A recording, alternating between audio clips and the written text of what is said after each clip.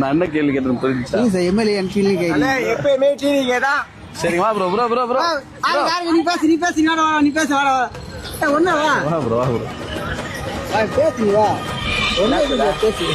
ஏன் டிவிக்கேன்னு சொன்னீங்க? நான் நல்லது பண்றாங்க தெரியல, நல்லது பண்றாங்க. இத்தனை வருஷம் ஆட்சிக்கு வந்து என்ன பண்ணுவாங்க, கட்சி வந்தாதான் மக்களுக்கு தெரியுது. இல்ல டிவிக்கே என்னென்ன நல்லது பண்ணுவோன்னு சொல்லிருக்காங்க. எல்லாத்தையும் பணத்தை விட்டு அரசியலுக்கு வராருன்னா பணத்தை அவ்வளவு பணம் சம்பாதிச்சு என்னத்துக்கு வர்றாரு அரசியலுக்கு? என்னென்ன அவர் பணத்தை வச்சு மக்களுக்கு இது வரைக்கும் செலவு பண்ணிருக்காரு? மக்களுக்கு என்ன பண்ணாங்கன்னு கேட்கறதுல ஏங்க இருங்க அவ்வளவு பணத்தை விட்டு வராருல, சம்பாரிச்ச பணத்தெல்லாம் என்னென்ன செலவு பண்ணிருக்காரு? சம்பாதிச்ச பந்து இல்ல, கொரோனா டைம்ல குத்துக்கிறாரு, எல்லாத்தையும் குத்துக்கிறாரு. எவ்வளவு கொடுத்தாரு? நிதி ஒதுக்கிட்டு பண்ணி எல்லாரும் குடுத்துதான் செஞ்சாரு காசுலாம்.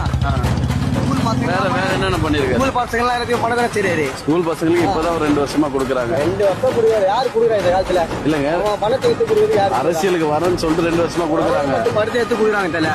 அவன் சொந்த பணத்தை எடுத்து யாரு கொடுக்குறாங்க? சொந்த பணத்தை தான் விஜய் 2 வருஷமா தராரு. காரணத்தோட தராருல, காரணத்தோட தராரு. அரசியலுக்கு வர்றதுனால தராரு. இதுக்கு முன்னாடி என்னென்ன தந்திருக்காரு? இது நம்மள நான் போறேன் தெரியல, எப்பயுமே டிவிக்கு தான். அதுதான் ஏன்னு சொல்லிட்டு போங்க.